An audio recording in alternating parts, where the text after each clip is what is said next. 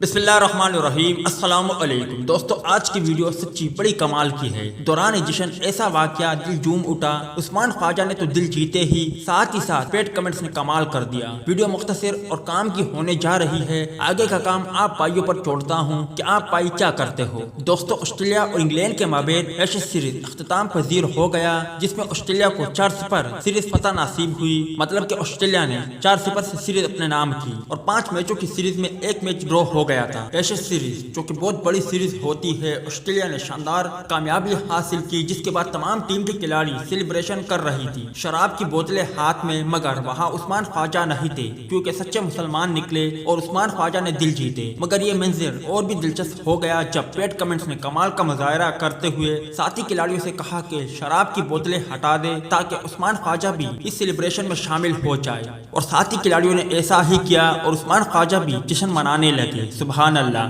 اب اگر ویڈیو اچھی لگے تو اسے لائک ضرور کریں۔